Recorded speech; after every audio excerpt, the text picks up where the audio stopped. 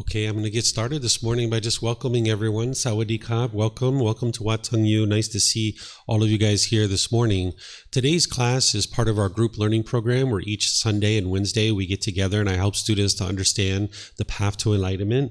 We use this book as our foundation. It's called Developing a Life Practice, the Path That Leads to Enlightenment. And each Sunday I go chapter by chapter, helping students to understand the foundational teachings that it takes to train the mind to get to enlightenment. And on Wednesdays, what I do is I do meditation with students, and then I just open up to any and all questions that you guys might have. So I'm going to start you guys off in helping you to understand meditation a little bit. And then after we do the meditation, we'll open up to any and all questions that you guys have. Where on other days where I have courses and other classes, I have a more structured talk. Today is more just about helping you guys to meditate and open up to any and all questions that you have. So welcome to all of you guys that are here. Welcome to everyone joining us online as well.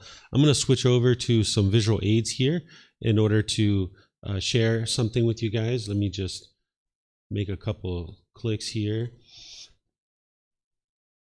What we're going to be doing today is called loving kindness meditation.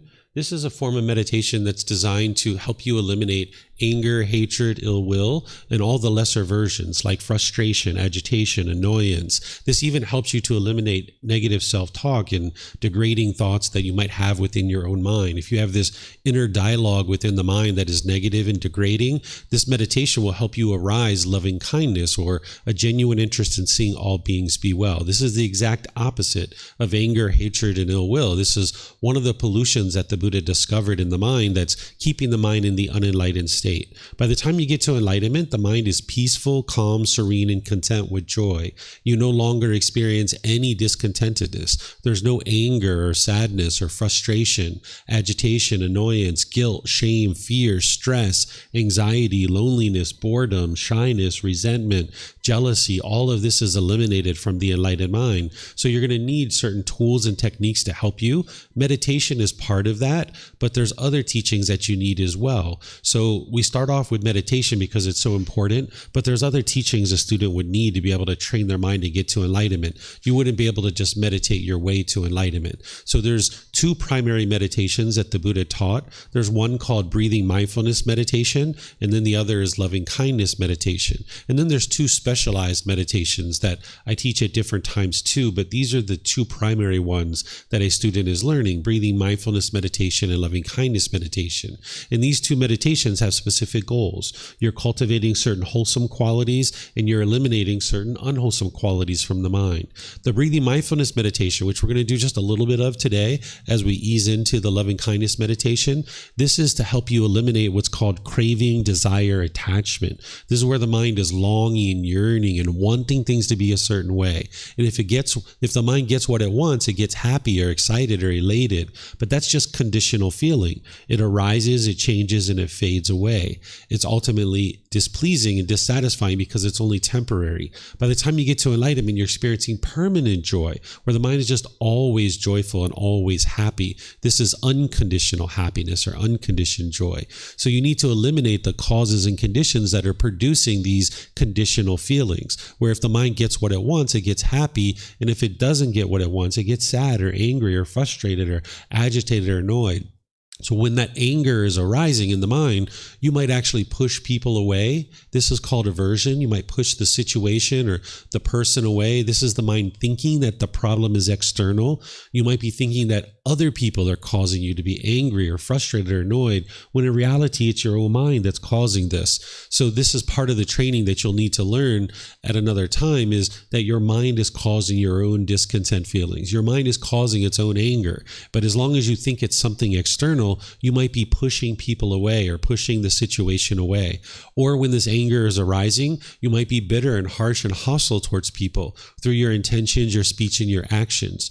Or you might put your expectations on people, where you're trying to control people and force them to do things your way. So this is where the mind's unskillfulness is occurring, because you can't live harmoniously with all beings as long as you're pushing people away, you're being bitter, harsh, and hostile to them, or you're putting your expectations on people. So this meditation of loving kindness that we're going to ultimately move into is going to help you eradicate the anger, hatred, ill will. But the breathing mindfulness meditation is helping you eliminate the the underlying cause. The underlying cause of this is the mind craving and having expectations and wanting things to be a certain way, that the mind's longing, yearning. If your bank account is here, you'll be happy, but then when it goes here, you might be sad.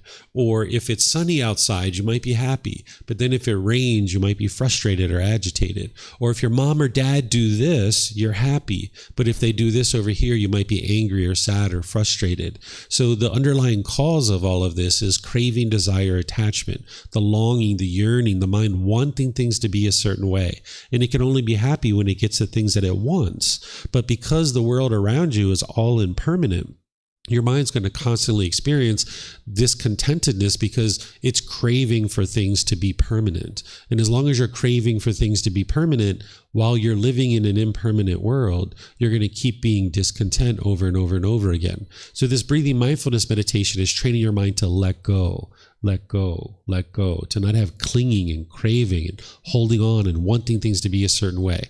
So that's the unwholesome quality that the breathing mindfulness meditation is eliminating. It's also helping you produce the wholesome qualities of mindfulness or awareness of mind and concentration, where you can focus. Because what we're going to be doing is we're going to be focused on the breath. And whenever the mind moves off the breath, we're going to be cutting that off, letting it go, and bringing the mind back to the breath. The goal isn't to eliminate your thoughts with this meditation. It's to train the mind to notice sooner and sooner that you've had a thought and to be able to easily let it go. So the mindfulness or awareness of mind is noticing that you had a thought. And then by focusing on the breath, you're developing that concentration or focus. And then when the mind does move off the breath, you're training the mind to let that go and come back to the breath. So now you're disciplining the mind and you're controlling the mind. Then after we do the breathing mindfulness meditation, we're going to move into this loving kindness meditation, where what you're going to hear me say is these affirmations. I'm going to be saying these out loud. This is just a learning aid. You're going to hear me say about 5 or 6 different affirmations. And I'm using these affirmations in a way that all of you guys can practice them. When you're actually doing this on your own, you would like to customize it. So you're going to hear me say things like, may mom and dad be peaceful. May mom and dad be safe and well and free of discontentedness. We're not trying to change mom and dad through our meditation. This isn't actually possible. You can't change other people through your meditation. What you're doing is you're looking to rewire your mind so you can be more loving and kind. Because if you're more loving and kind, when you're in these relationships, now the way you interact with people through your intention, speech, and actions can be more loving and kind. And now you can transform your relationships. But as long as you have this anger in your mind, you'll find it very challenging to be loving and kind and gentle and warm in these relationships. And when you're putting out bitterness and hostility, this is what's going to come back to you. This is the natural law of karma, or some people refer to it as karma, right? That whenever you put out, it's going to come back to you. So if you're bitter and harsh and hostile and resentful in your relationships, and that's what you're putting out, this is what's going to come back to you. So you would like to get to a point where you've transformed your mind away from the anger, hatred, ill will, the frustration, the agitation, the annoyance, and you can do this through a rising loving kindness in the mind. So this meditation of loving kindness is designed to help you eliminate those unwholesome qualities of anger, hatred, ill will, frustration, agitation, annoyance, that negative inner self-talk. And then you're arising the wholesome quality of loving kindness, or this genuine interest in seeing all beings be well. You're going to hear me start with, may I be peaceful, meaning you, who you are, this being. Because in order to have loving kindness for others, you need to have loving kindness for this being, who you are, right? So you start with I, then we're going to go through these multiple rings. We're going to eventually get to all beings. The very last ring is going to be all beings. And when I'm doing this, I'm applying it in such a way that it applies to all of us, but you would actually like to do this and customize it for your life. So there might be certain people you currently have loving kindness for. You would like to include a ring or two of them. Then there might be people that you're more neutral about, maybe like a neighbor or a coworker, something like this. You don't hate them, but you don't exactly maybe love them either. You're just kind of neutral about them. So you would like to include a ring or two of those people. And then there might be people that you actually have hatred towards, that you're anger towards, that you're resentful, and your mind might be holding on to this. This is like holding on to a hot coal and trying to burn somebody else, but the only person getting burned is yourself. Sometimes people feel like by holding on to their resentment and their anger that you're getting back at the other person, but you're not getting back at the other person. You're just hurting yourself by holding on to that anger. It's like holding on to that hot coal and trying to burn somebody else. It's actually just burning your own mind. It's burning yourself. So by you including a ring or two of people you currently have anger or hatred towards, you can liberate the mind from this. You can free the mind of this anger, hatred, and ill will and get to the point where you have nothing but loving kindness for other beings, and you can live harmoniously with all beings. But as long as you have this anger in your mind, you're going to sometimes be unskillful, where your intention, speech, and actions are going to be unwise. And now when you're doing this, it's causing harm in your relationships, and you're not going to be able to live harmoniously with all beings. So after I do these 5 or 6 rings, ultimately getting to all beings, then we're going to go back to some breathing mindfulness meditation for a while, and then we'll come out of it. I ease into the meditation with some chanting, and then I come out of the meditation with chanting as well. These chants are from the Pali language. These chants, they're not a rite, a ritual, or a ceremony or worship. The Buddha actually didn't teach any rites, rituals, ceremonies, and worship. Even though in certain communities, and even in Buddhist communities, you can see people doing rites, rituals, ceremonies, and worship. The Buddha didn't teach any of these things, even though people might be doing those things. Because what he taught you to do is cultivate wisdom, train your mind, and uproot certain pollutions that are in your mind. And you can't do that through a rite, or ritual, or ceremony, or worship. So he didn't teach any of those things. The chanting that I do, this is actually just to ease the mind into meditation and get more benefit out of the meditation, because it's honing your mind, bringing awareness to the mind and awareness to the breath. During the lifetime of the Buddha, they used chants as a way to commit the teachings to memory that he taught orally. So once every 2 weeks, they would come together and they would recite his teachings word for word every 2 weeks. And this was to commit the teachings to memory. So there's nothing mystical or magical about these chants. Again, it's not a worship or prayer or anything like that. If you would like to see the chants and you would like to chant along, there's a laminated sheet over there on the table. You guys are welcome to help yourself and get one. It has the Pali words and it even has the English translations. Yeah, you're welcome to get one if you like. You can hand them around if you like. Maybe people in the room would like to see the chants. I'm going to be chanting these, and you guys are welcome to join along as I'm chanting. Then, as I mentioned, I'll go into the breathing mindfulness meditation, the loving kindness meditation, back to breathing mindfulness, and then back to the chanting. For those of you guys that are online, you can get these chants from our website. If you go to buddhadailywisdom.com, click on free books, and then down towards the bottom, you'll see the chanting sheet there. Okay, so when you read these chants and you see the English translations, there's actually a lot of appreciation, gratitude, and respect for the Buddha. And because of that, I don't think the Buddha even created these chants during his life. Because if you read the English, there's a lot of admiration, a lot of respect there for the Buddha. And a Buddha would have already eliminated their ego. They don't walk around with arrogance and pride and teaching their students to chant these things to them. So I suspect his students created these either during his life or after his death. So these chants don't even come from the Buddha. Nowadays, we don't need to chant in order to commit the teachings to memory because we have books and audiobooks and videos and podcasts and things like this. But you do get some benefit of awareness of mind and awareness of the breath as you're easing into meditation. So that's why I still chant. And then, as I mentioned, we'll do the meditations. I'll guide you guys through that, and then we'll come out with the chanting as well. For those of you guys that maybe are learning to meditate, I'll give you guys some guidance on your body positioning. There's 4 different positions. There's seated, lying, standing, and walking. And as you journey on your path to enlightenment, you would learn each of these 4 positions because your body can't permanently be in the same position all the time. It's not possible. So you're going to need all 4, seated, lying, standing, and walking. But oftentimes people are learning in the seated position. So I'll give you some guidance on that. Since all you guys are on the floor here, although we have chairs, you're welcome to help yourself to a chair if you like. But on the floor, we usually put cushions under the rear and you lightly cross your legs. Where if they were really tight, this would impede the circulation and you might notice pain in the body.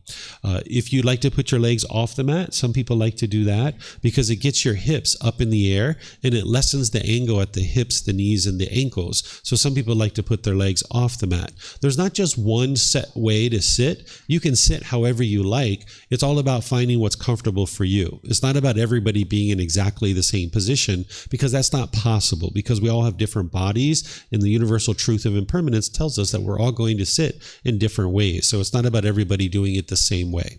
And Your hands and your arms, the Buddha put his right hand over his left with his thumbs together, and he put this into his lap. And again, it's not about everyone doing it the same way, so there's other options here. Some people like to put their palms on their thighs or on their knees. Some people put their palms up. Some people rest their hands comfortably in their lap. So wherever you'd like to put your hands and arms, you can do whatever's comfortable for you. And if those of you guys are at home, if you're in a chair or a sofa or a wheelchair or something like this, you can usually just sit with your feet flat on the floor or maybe cross at the ankles. Again, it's totally up to you. And then the same thing with the hands and arms, just sit however you like, and having those arms and hands comfortable. The upper body should be erect. This keeps the mind attentive and alert during your meditation, so you can actively train your mind during the meditation. So with the sternum up and the shoulders back, this will keep the mind attentive and alert during the meditation, and it also makes it easier for you to breathe in through the nose and out through the nose. So again, I'm going to start us off with some chanting, which you guys are welcome to join into, and then I'll be back with some guidance after the chanting.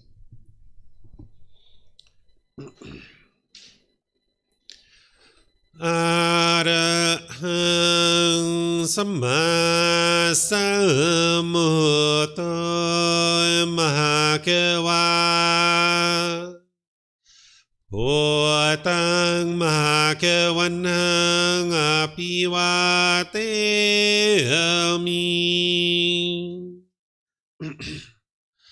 Savakato Mahakavata Dhammo Dhammang Namasami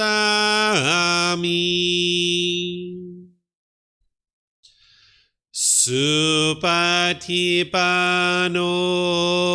Mahakavato Sāvaka Saṅkho Saṅghang Namami Namo Tassa Bhagavato Arahato Samma Sambuddhassa Namo Tassa Bhagavato Arahato Samma Sambuddhassa Namo Tassa Bhagavato Arahato Samma Sambuddhassa Iti piso Mahakava Arahang Samma Sambuddho Vicacaranang Sammuno Sakato Rokavitu Anutero Purisa Dhamma Sati Satatawa Manusanang Bhutto Bhagavati.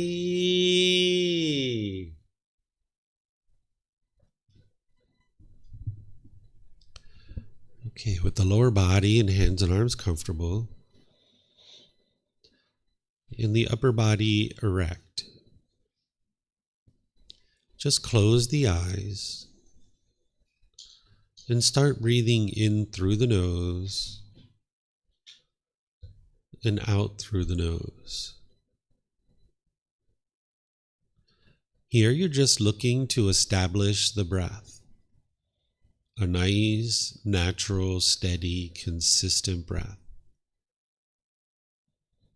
Not forced or controlled, just a gradual inhale through the nose, experiencing the full breath.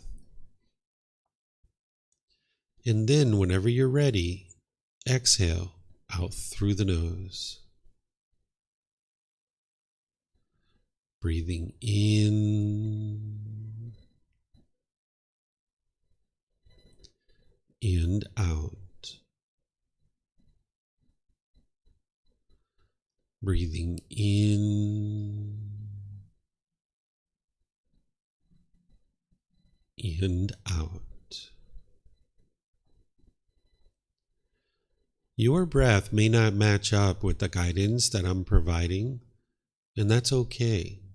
This is your practice. I'm just here for guidance. You can use this voice as a reminder that whenever you get to the next inhale, breathing gradually through the nose, developing a nice, natural, steady, consistent breath. And then whenever you're ready, exhale out through the nose, experiencing the full breath. Breathing in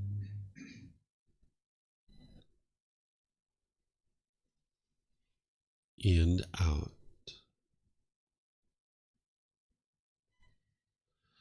Breathing in and out.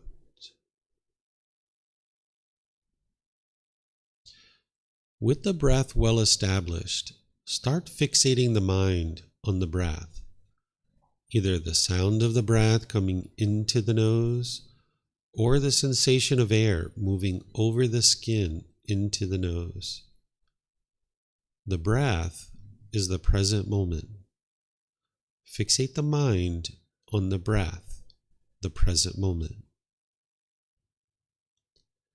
Breathing in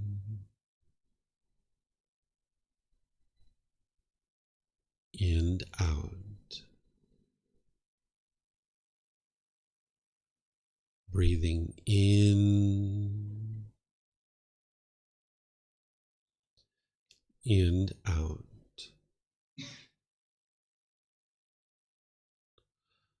With the mind fixated on the breath, whenever you notice that it moves off the breath, cut that off, let it go, and come back to the breath, the present moment.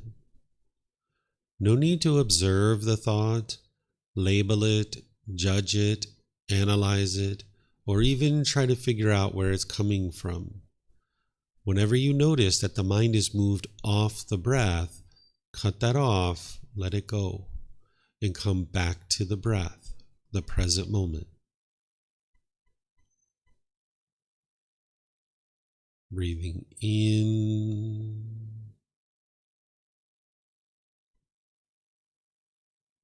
and out.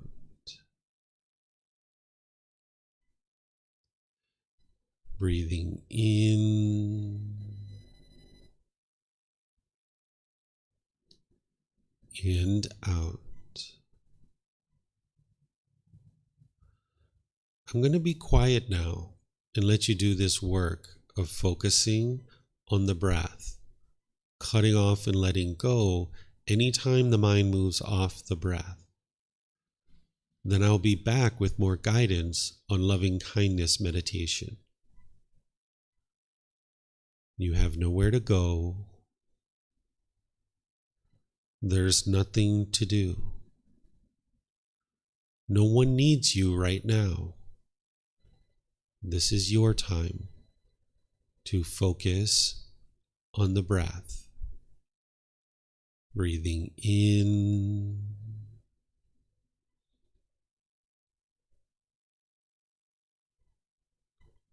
and out.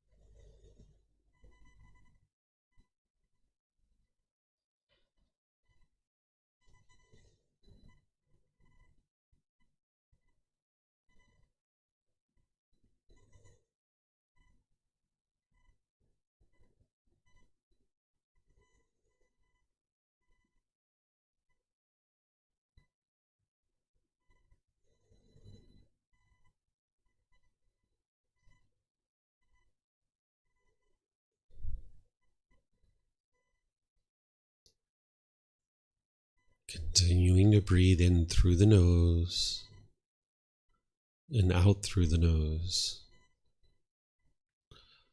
Repeat these affirmations in the mind on the out breath.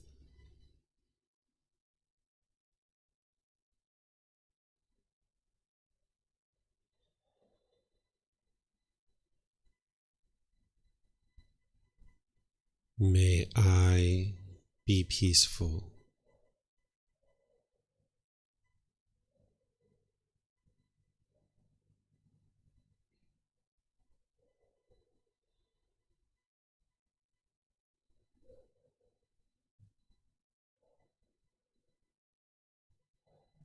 May I be safe.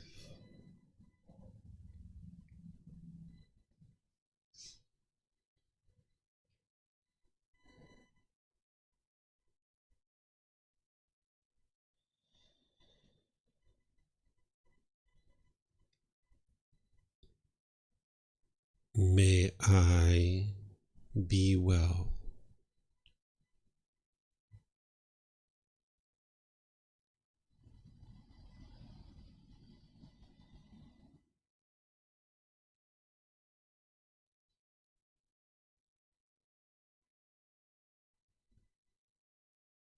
May I be free of all discontentedness in the suffering it causes.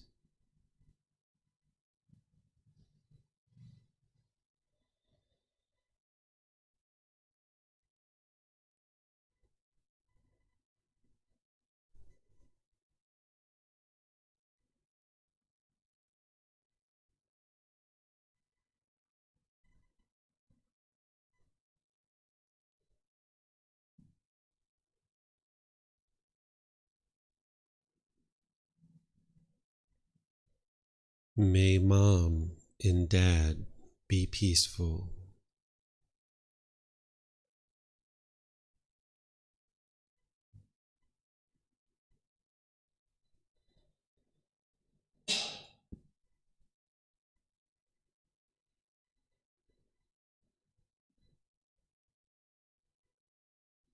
May they be safe.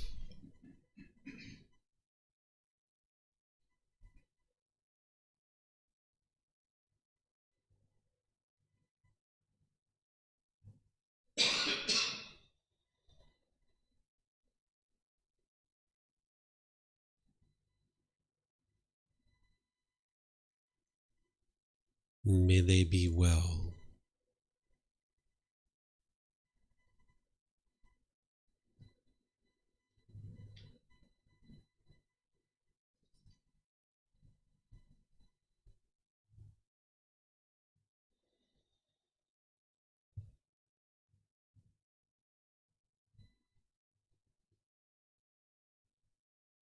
May they be free of all discontentedness in the suffering it causes.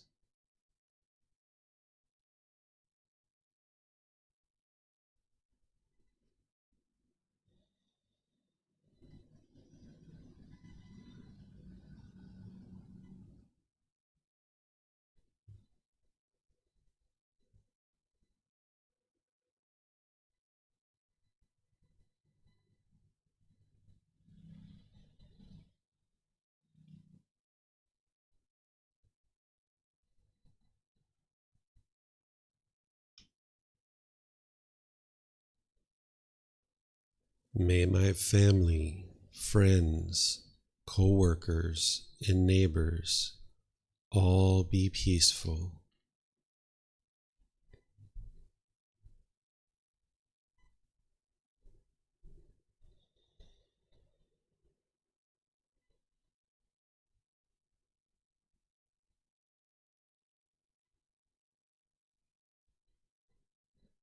May they be safe.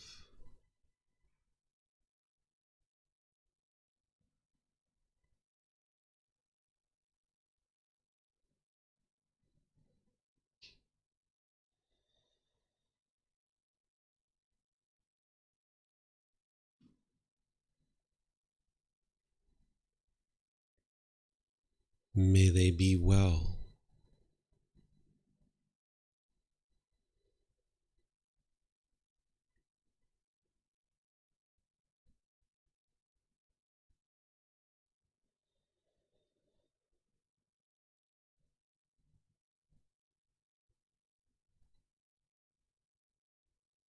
May they be free of all discontentedness in the suffering it causes.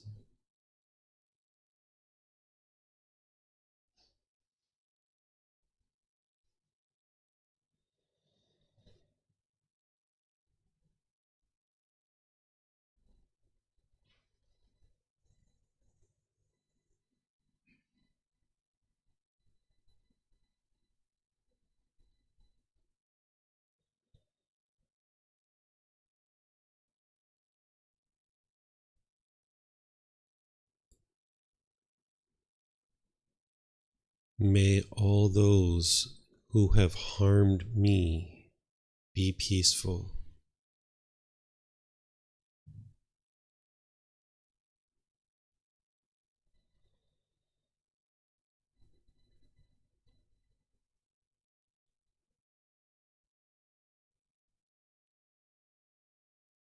May they be safe.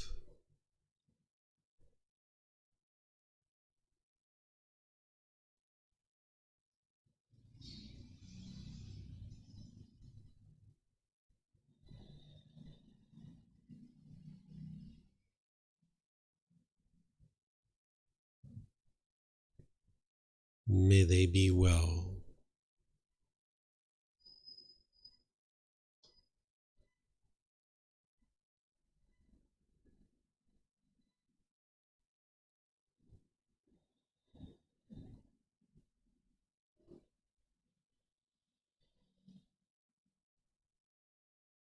May they be free of all discontentedness in the suffering it causes.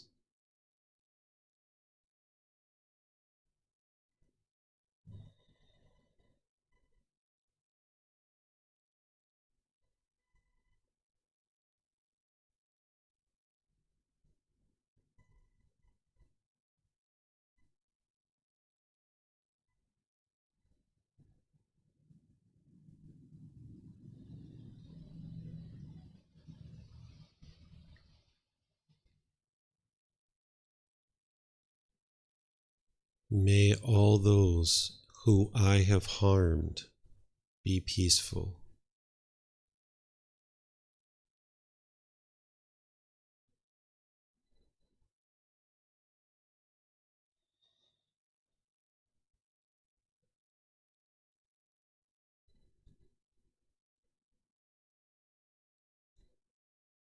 May they be safe.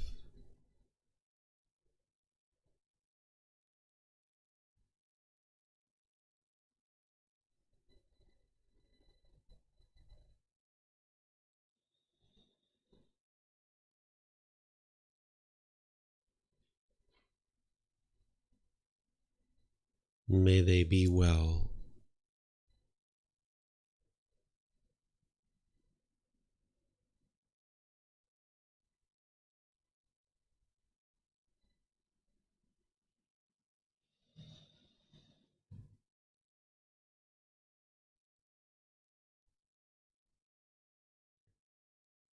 May they be free of all discontentedness in the suffering it causes.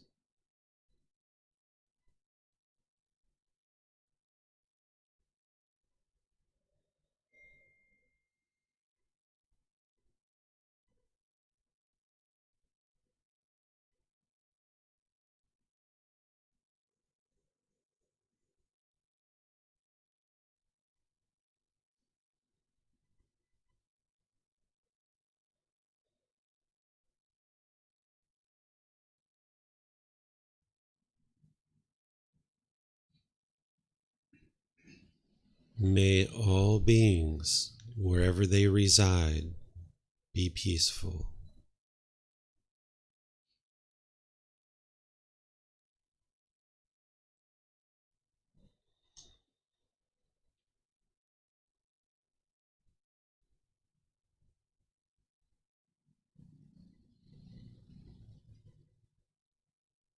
May all beings be safe.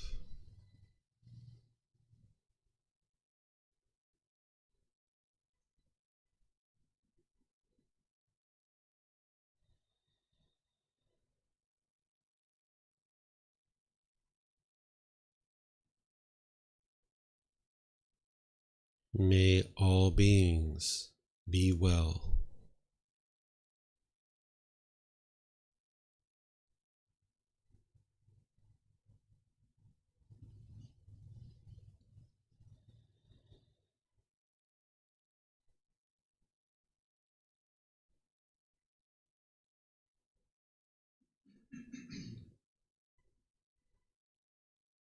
May all beings be free of discontentedness in the suffering it causes.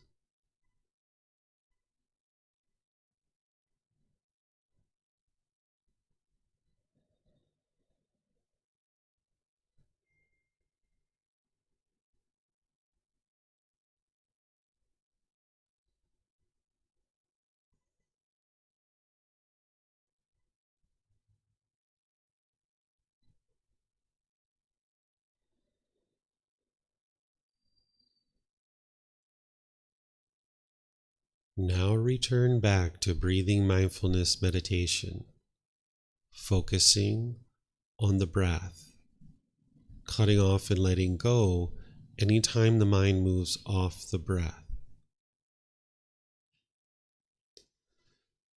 Breathing in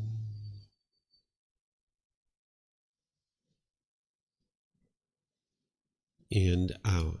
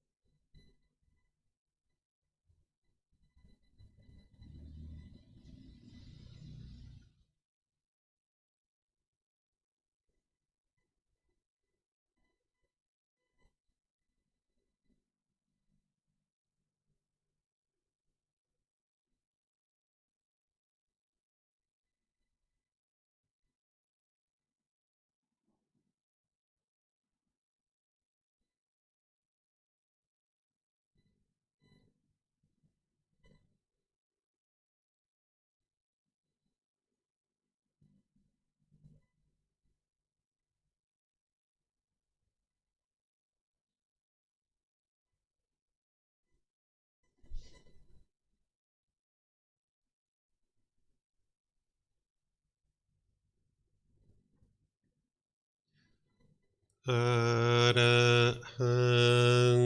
Samma สัมพุทโธภะคะวาโหตังมะคะวันหังอภิวาเทมิ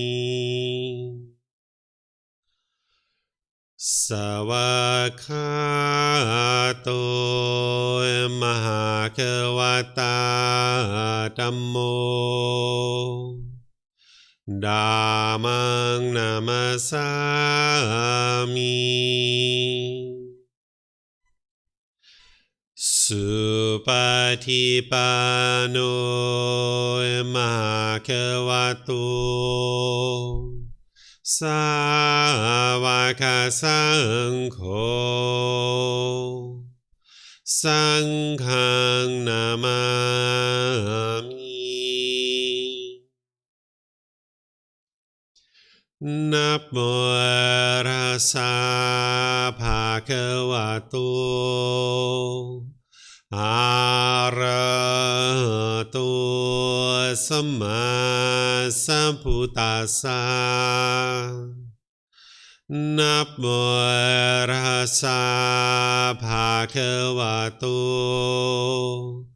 อะระหะโตสัมมาสัมพุทธัสสะ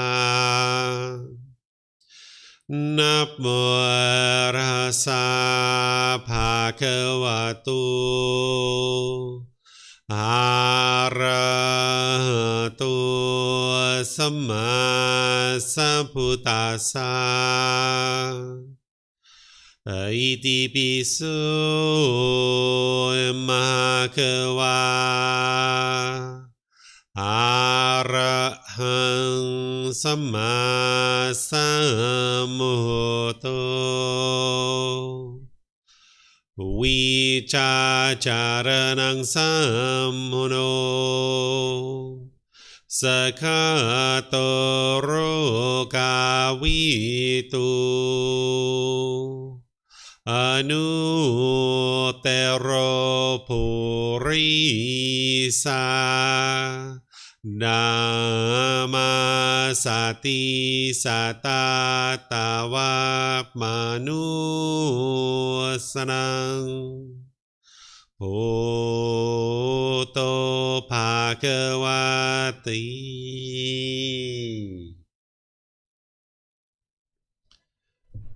Okay, if you guys would like to slowly make your way out of meditation. Once again, welcome to everyone here at the temple. Welcome to everyone online. Welcome to those of you guys that joined us since we started meditating. Nice to see everyone here this morning.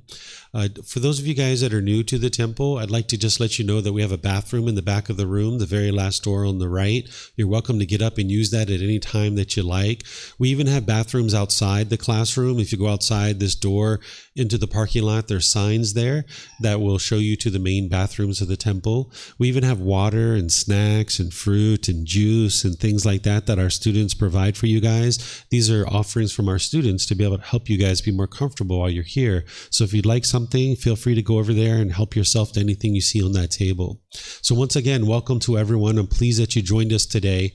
What I do on Wednesdays is I just do meditation with you guys and then open up to any and all questions that you guys would like to ask. So I'm going to open up to questions here in a moment, but first I'm going to give you guys a little bit of teachings on just a little bit of a taste of the teachings of the Buddha. If you guys have questions when we get to the question period here at the temple, if you could use the microphones that are in the white bowl in front of the camera, if you could just get a microphone and press the gray button, you just wait a couple of seconds and then the lights will come on and you hold it up to your chin. That way we'll be able to hear you here at the temple and they'll be able to hear you online as well. If you didn't speak with a microphone, they wouldn't be able to hear you online. So if you could use those, you're welcome to use that. And you can even take it back to your seat because you might have more than one question or someone around you might have a question as well. For those of you guys online, if you'd like to ask questions, you can put that into Facebook, YouTube, or Zoom in the comment section. I'll be able to see that and answer your question. Or in Zoom, you can electronically raise your hand and ask any and all questions that you like. So just to give you guys a little bit of a taste of the teachings of the Buddha, to give you guys a frame of reference to ask questions, and you can ask any and all questions that you like. Maybe it's something that you've been exposed to in different times in your life, or things you're seeing here in Thailand. Maybe it's something you read about or something like that. But just to help you guys understand a bit about what the teachings of the Buddha are. The teachings of the Buddha are to essentially heal from what hurt you so that you never need to hurt again. By the time that you learn and practice and train your mind through the teachings of the Buddha, you will no longer experience any discontent feelings. What enlightenment is, in this path to enlightenment that the Buddha taught, what enlightenment is where you train your mind to get to a mental state where in this life, your mind is peaceful, calm, serene, and content with joy. You no longer experience any discontent feelings. By the time someone's gotten to enlightenment, there is no anger in the mind. There's no frustration, agitation, annoyance, guilt, shame, fear, stress, anxiety, loneliness, boredom, shyness, resentment, jealousy. All these discontent feelings and others are completely eliminated from the mind.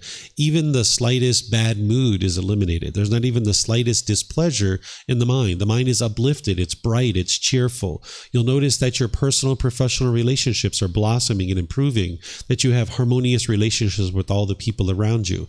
And you'll notice that you have focus, concentration, clarity, and deep memory. And as I mentioned, you won't even be in a bad mood anymore. The way that this is occurring is that the Buddha discovered certain pollutions that are in the mind. And then when he discovered these pollutions, he figured out the tools and the techniques of how to eradicate them and eliminate them from the mind. These are referred to as the 10 fetters. They're referred to as a fetter because during ancient times, they would put a fetter around your ankle in order to keep you trapped in a certain area. If you were a criminal and you had broken the law, they would put this shackle and chain and a ball around your ankle, and then you'd be out in this open field, and this would keep you confined to a particular area. So they refer to it as a fetter. So the Buddha taught these 10 fetters because this is what's keeping you trapped in the unenlightened state. As long as these pollutions are in your mind, you'll keep experiencing the anger and the sadness and the frustration, the broken relationships, the difficulties and struggles in life. All those things are going to continue to occur because the mind is fettered. It's being held down. It's hindered and it's obstructed from experiencing this brightness and this radiance that is the enlightened mind. So that's why the Buddha didn't teach any rites, rituals, ceremonies, and worship, because the way that you transform your mind is to apply tools and techniques to uproot these pollutions out of the mind. And as you're doing this, you'll see the peace, the calm, the serenity, the contentedness coming into the mind. You'll see that the mind's becoming more joyful as a result of having uprooted these pollutions. So the teachings of the Buddha, it's not about believing a bunch of things. You don't believe a bunch of things and then hope something good happens when you die. Instead, you're learning, you're examining, you're investigating his teachings. You're reflecting on them to independently verify whether they're true or they're false. And then you're practicing his teachings, integrating them into your life and training your mind. So in this way, your mind is now awakening to the wisdom of the path to enlightenment, or awakening to the wisdom of the natural laws of existence. When we talk about awakening, what that means is cultivating wisdom. That's why you learn, you reflect, and you practice. You can't get to enlightenment through belief. So the teachings of the Buddha aren't about believing a bunch of things and hoping something good happens when you die. It's about training your mind now in this life and experiencing the results now in this life. And you can see this is occurring because you're gradually moving your mind to enlightenment, and the qualities of enlightenment start shining through gradually over time. So it's gradual training, gradual practice, and gradual progress. One of the biggest myths about the life story of the Buddha is some people think that he sat under a tree, he meditated, and he instantly got to enlightenment. And these people might be putting a lot of emphasis on meditation. But you actually need to learn various teachings to be able to understand what's causing these discontent feelings so that then you can actually eliminate them. The very first teaching of the Buddha is called the Four Noble Truths. This is where in 4 simple statements, you can understand what is the problem in your mind, the cause of this problem, the elimination of it, and the path forward. And you can independently verify this because what he's doing is he's explaining to you what's causing these discontent feelings. So the problem that he discovered is that the mind is discontent. It's experiencing conditioned feelings, that based on some condition, your mind will form a feeling. If you get what you want, you'll feel happy, you'll feel excited, you'll feel elated because the mind's getting its cravings, desires, attachments fulfilled. But if you don't get what you want, you'll be angry and sad and frustrated. This is the discontentedness, the conditioned feelings. You might feel guilt or shame or fear or stress. This is all being caused by craving, desire, attachment. The mind is longing, yearning. It's craving things to be permanent. So when you were in that relationship with that boyfriend or girlfriend, and when you guys first came together, you might have been so happy and so excited because you were getting what you wanted, which is a partner or affection, or somebody to spend time with, or maybe you're having great conversations. Maybe you're spending time going to the movies. Maybe you're having intimate contact with each other. All of this, the mind's cravings are getting fulfilled. You're getting what you want. But then somewhere along the lines, the mind was having all these expectations. You kept wanting more and more and more from this person, and they maybe wanted more and more and more things from you. And now as your guys' expectations were growing and you were wanting more and more things from each other, they couldn't fulfill those things, and you couldn't fulfill the things that they wanted. And you guys might have been tugging and pulling at each other. And now the relationship ended and it was over. And now you might have been angry or sad or frustrated or felt lonely or you felt bored during this period of time. This is because the mind is holding on. The mind is craving. It's wanting things to be permanent. Sometimes people think it's love that's causing you to be angry or sad or frustrated during this period of time, but it's not your love. Love is a genuine interest in seeing all beings be well. That doesn't cause the mind to be angry or sad. What's causing the mind to be angry and sad and frustrated and all these other discontent feelings is the mind is holding on, it's craving, it's wanting things to be permanent, but yet you live in an impermanent world. So not only with boyfriend or girlfriend can this occur, but when grandma and grandpa die, or mom or dad, or brothers and sisters, it's not your love that's causing the painful feelings. What's causing the painful feelings is the mind is craving for them to be permanent. When you live in an impermanent world, grandma and grandpa are going to die. Mom and dad are going to die. Each one of us are going to die because we are impermanent. We arise, we change, and we fade away. And everything around you is all impermanent. But the mind is craving permanence, wanting things to be a certain way. So the mind holding on to that relationship with boyfriend or girlfriend, wanting it to be permanent, when it was over, the mind didn't understand this. The mind didn't understand the universal truth of impermanence, that everything around you is impermanent. So the mind's holding on. Here's another example. Say you got a brand new car, and with this brand new car, you got so excited and so happy when you bought this brand new car. And now you park it at a store, you go inside, you come out, maybe there's a scratch on your car. And maybe you get frustrated or angry or irritated. It's not the scratch that's causing the irritation or the frustration or the anger. And it's not the person who scratched your car. They're not the one who's causing the mind to be angry. What's causing the mind's discontentedness is the mind is craving permanence. It's wanting this car to look permanently beautiful. And now when you're confronted with this impermanence, this scratch on your car, the mind doesn't like that, because it doesn't understand the universal truth of impermanence. So when the mind's craving permanence, it will get angry or frustrated or sad when it's not getting what it wants. This is the mind going up and down and up and down. The cause of this is craving, desire, attachment. The mind is craving permanence. It's wanting things to be permanent. So as I mentioned to you, the teachings of the Buddha aren't based in belief. You can take what I just shared with you and you can independently verify it. You can look at a recent situation where you've been angry or sad or frustrated, and look at that situation now with these fresh eyes. At that time, when you were angry or frustrated, you might have been looking for someone to blame. That's usually what the mind does. It looks for somebody else to blame for your anger. But now, look at that situation with these fresh eyes. There was something your mind wanted, and if you would have got what you wanted in that situation, you would have been happy. You would have been excited. But because your mind didn't get what it wanted, you got angry or sad or frustrated or irritated or annoyed or some other discontent feeling. You can look at this within your own life and see that every single time you've ever been angry or sad or frustrated, it's the mind causing it itself. Because as long as you go around believing that other people are causing you to get angry, you will never solve your problem. You will never get to the point where the mind's peaceful and joyful, because the mind's thinking that something external is causing these inner feelings. These inner feelings are being caused by your own mind. So you can look at every single situation in your life, because when those painful feelings are coming up, what you'll tend to do with the lack of wisdom is you'll push people away. You'll be bitter and harsh and hostile to them, like showing your teeth and growling and roaring like an animal, trying to fear this person into doing things your way. Or you might put your expectations on this person and try to control them to do things your way. And as long as you're doing this, you'll never get to peace and joy, because there's 8 billion people in the world, and you can't control and teach each person to do things your way. So if you can only be happy when you get things your way, the more wants you have in your mind, the more expectations you have in your mind, the less and less amount of time you can be happy.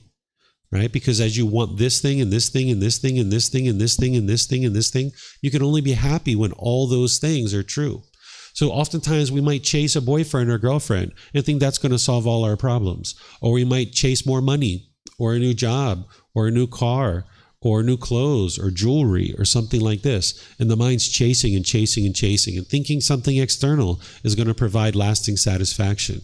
You might have even thought, I know what I need. I need to go to Thailand. Let me go to Thailand. That's what'll fix everything. Let me take a trip to Thailand. That'll make everything better. But now when you go back to your life, maybe you feel angry or sad or frustrated, you're missing certain things, or you're having difficulties and struggles. This is just because the mind lacks wisdom of what's causing the problems. And as you learn and practice and you train your mind with the teachings of the Buddha, you can eliminate your cravings. You can eliminate the desires where you're chasing after things, because that's one side of the spectrum where you're chasing and chasing and chasing. But the other side would be to sit around and do nothing and be indifferent and complacent. You're not going to be peaceful there either. So what the Buddha taught is this middle way, where you come to the middle and you gradually work towards goals, objectives, or interests without this chasing and without this longing, yearning. When you're working towards something, if you get it, you might feel happy. And if you don't get it, you'll feel sad. That's a craving, desire, attachment. That's not an actual goal. And then when you're not doing that, when you're not chasing, you might be so exhausted that your mind swings all the way to this other side where you're tired and exhausted. Right? What the Buddha is teaching you to do is come to the middle, where you can gradually work towards a goal through wise decision making. And that's what you would ultimately like to learn how to do. But the unenlightened mind doesn't understand this middle way. It doesn't know how to practice it. So the Buddha provides you guidance in a teaching called the Eightfold Path. This is the core central teaching of the Buddha that is going to show you how to train your mind to walk this middle way. And now gradually, slowly but surely, through training your mind through the Eightfold Path, you can eliminate the pollutions that are causing your mind to experience these discontent feelings. You can, as I mentioned, get to a point where the mind's completely peaceful and completely joyful permanently. It will no longer experience any sadness or anger or stress or anxiety or any of these other discontent feelings. And it's just gradual training or gradual practice that you would do this with. So coming to the temple and learning with someone like me, or attending online where have a live stream, essentially what we are as a teacher is we're like a tour guide. We're pointing out to you the things that you need to learn in order to progress on this path. But it's you that's doing the work. You need to decide you're done with this anger. You're done with the sadness. You're tired of feeling lonely and bored and stressed and having anxiety. And when you're tired of those feelings and you're done with them, you can come see someone like me on a regular basis and have classes and courses and retreats. You can read our books. You can listen to our audiobooks. You can get personal guidance where you sit down and talk with me, either here in Chiang Mai or online. There's lots of options for you to be able to learn these teachings, and it's all available to you at no cost, where you can receive the guidance that you need to learn and grow and develop. But always make sure you understand that you're doing the work. It's your own independent practice. You're going to need teachers and guides to help you. You wouldn't be able to get to enlightenment on your own without the help of teachers or guides. A Buddha can do that, but you're not a Buddha, so you wouldn't be able to actually do that. You're going to need help from teachers and guides to learn the path to enlightenment. And as you gradually learn this and you gradually implement it into your life to train the mind and uproot these pollutions, then more and more you're going to see peacefulness and joy coming into your mind. I've had some students that talk about as early as 2 days, they can notice some improvement to what they're experiencing through learning and practicing. And then as they're learning and practicing over multiple months and years, the condition of their mind gradually improves to the point where eventually you won't experience any discontent feelings whatsoever. So this is the ultimate goal of the teachings of the Buddha, is to get to enlightenment, where the mind is in this mental state in this life where you no longer experience any discontent feelings. The mind can be stable and steady and peaceful, unshakable. There's nothing that will shake up the mind by the time you get to enlightenment. So I'm going to open up to any and all questions that you guys might have. Like I mentioned, you can ask questions here by using the microphones, or those of you guys online, you can put those into Facebook, YouTube, or Zoom, or you can raise your hand in Zoom and ask any questions that you like. So is there anyone here that has a question, or anybody online that would like to ask a question?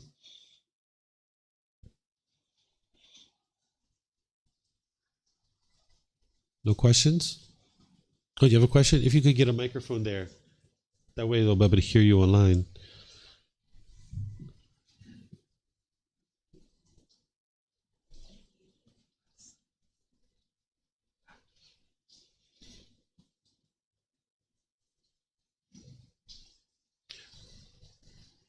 Roxanne, I see Yes. Okay. Oh, yeah, you there? Okay. Thank you. You're talking a lot about enlightenment and what that's like, which not a lot of Dhamma teachers talk about. So I always love to hear the teacher's story. Like, how did, are you at that place, and how did you get there, and a little bit about some of the struggles and challenges you faced when you were on this path yourself. Sure. I'll be pleased to help you. So a person who's actually attained enlightenment, they won't say that they've attained enlightenment. Because if someone says that they've attained enlightenment, this is coming from the ego or arrogance or pride. And somebody who has attained enlightenment, they've eliminated any kind of ego or arrogance or pride.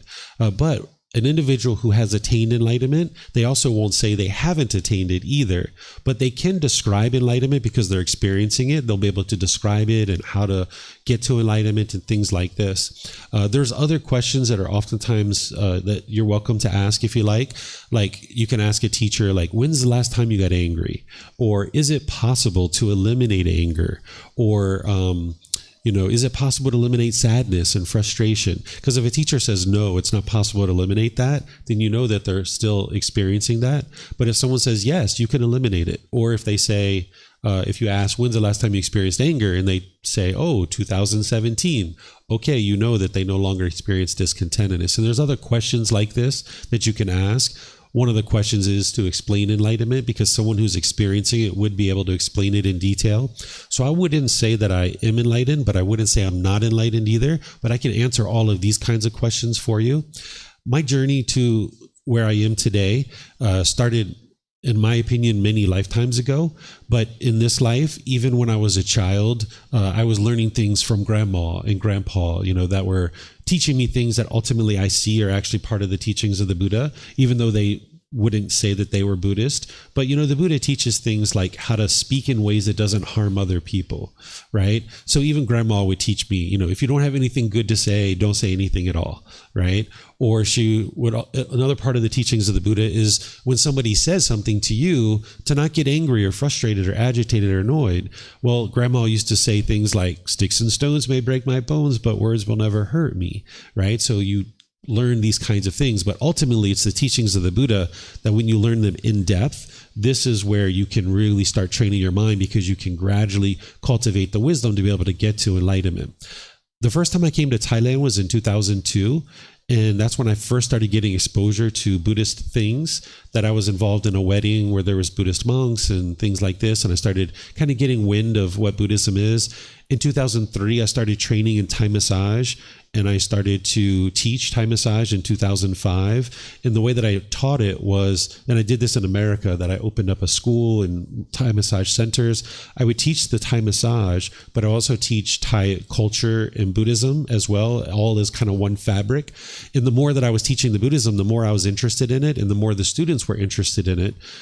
So I kept getting deeper and deeper into it. And as I was doing massage, I was realizing that I could help the person to heal their body, but if they weren't working on their mind, it wasn't actually a real solution, that the problems in the body would just keep reoccurring. So I could work for months and months and months to fix this person's body, and they could come back and it would completely reappear because they hadn't trained their mind. So because I was really interested in helping people to evolve beyond where they currently are and help them solve their problems, I needed to get to the source, which was the mind. So I got deeper and deeper into that. And in 2015, I moved here to Thailand. And now over the last 9 years, I've been here in Thailand.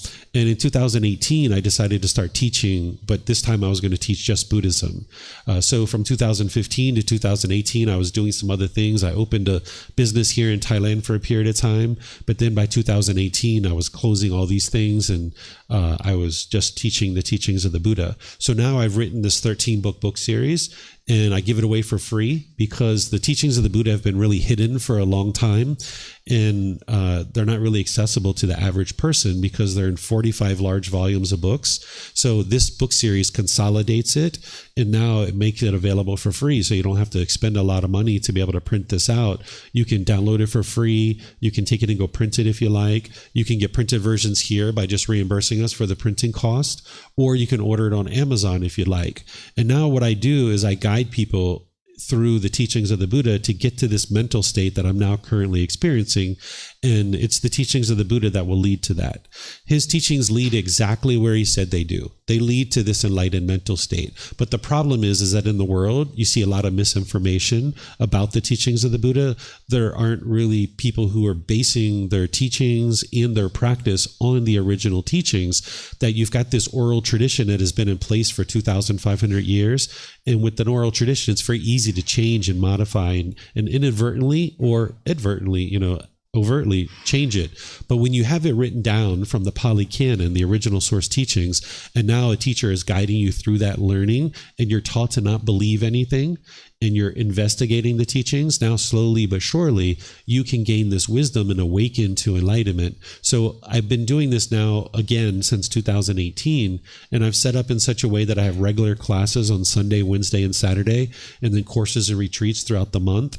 And people can attend here at the temple at 9 a.m. or on a live stream, no matter where they are in the world. Or they can attend at 9 p.m. because I'll teach the same class at home at 9 p.m. So no matter what time zone you're in, there's a live class somewhere. And if you can't attend the live classes, you can listen to the recordings through Facebook or YouTube or the podcasts and things like this. So if you have any of those kinds of questions, you're welcome to ask those kinds of things. But that's a little bit of my journey. And now I'm here and I teach and I help people all over the world. My goal is to restore the teachings of the Buddha back into the world in such a way that countless people can get to enlightenment by the time I've died. Mm-hmm. Any other questions you guys have?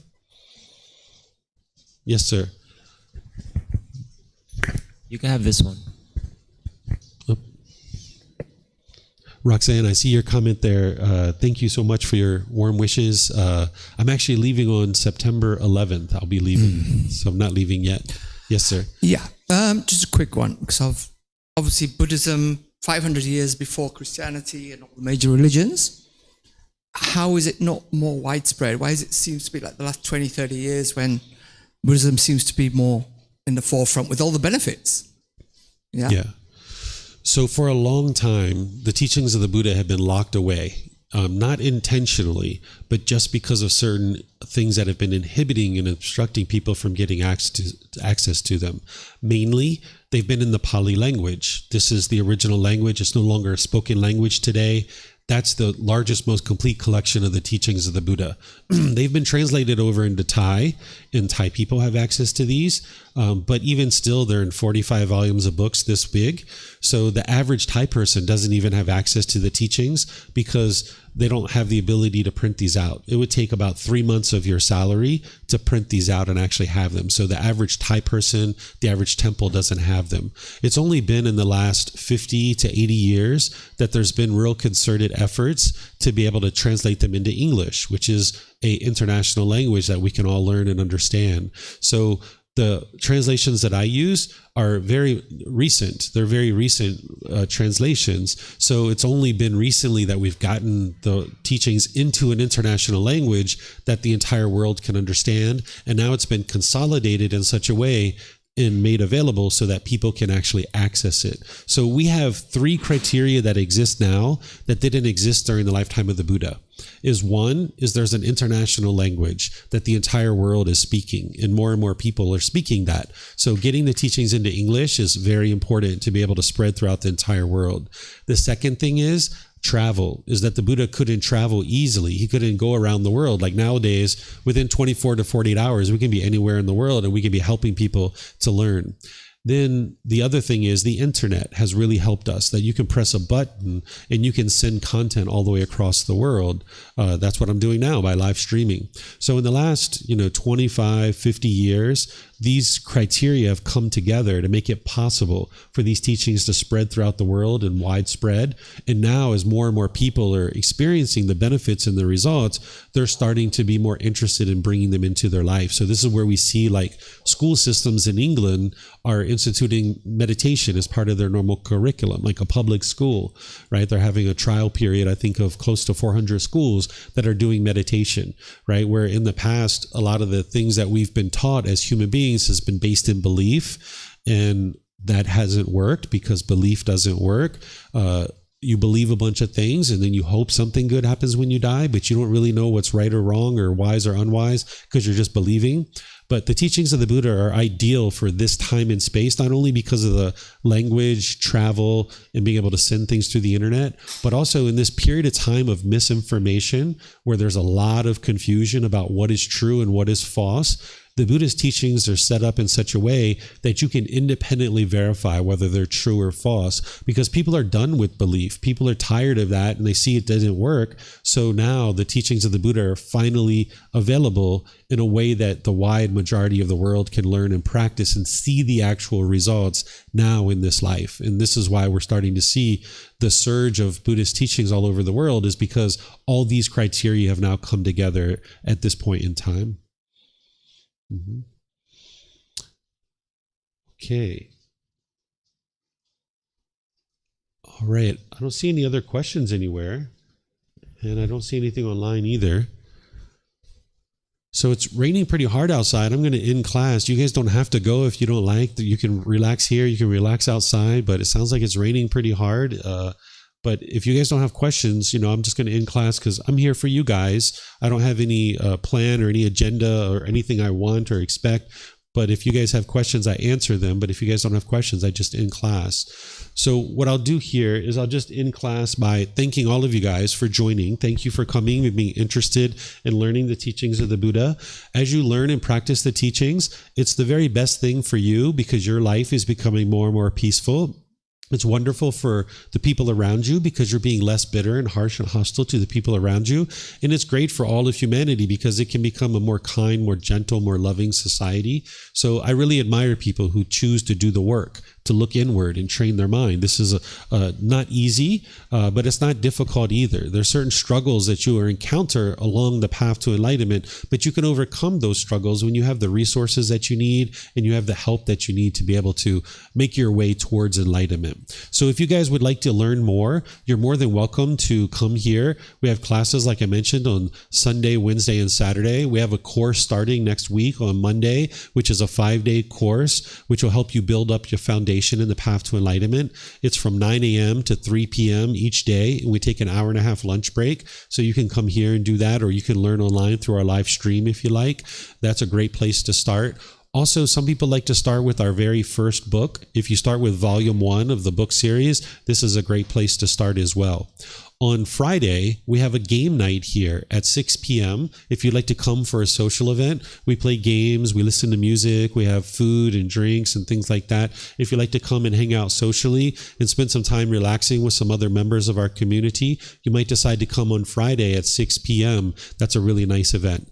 On Saturday, not only do we have the Pali Canon and English Study Group at 9 a.m., but at 1 p.m. we have an introduction to the path to enlightenment. It's a 3-hour course where you're learning an introduction to the teachings of the Buddha. So that might be something that you're interested in as well. And you're always welcome to come talk to me, and I'll be able to help you and guide you to whatever resources you need. Our website is a great place. It's a hub. It's a central location that everything is accessible to. So you can go to buddhadailywisdom.com and you will be able to see all the resources that we share there.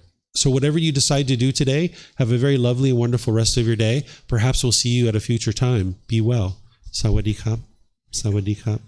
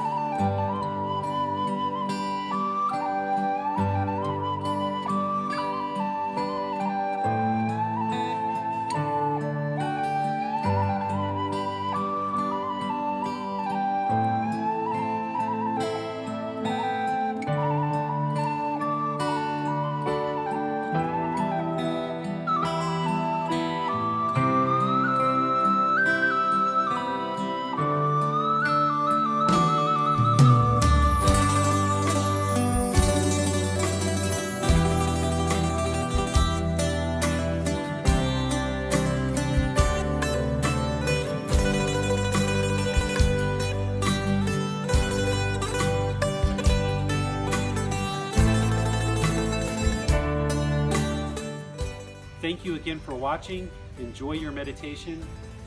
Look forward to seeing you online and answering any questions that you might have. Thank you so much.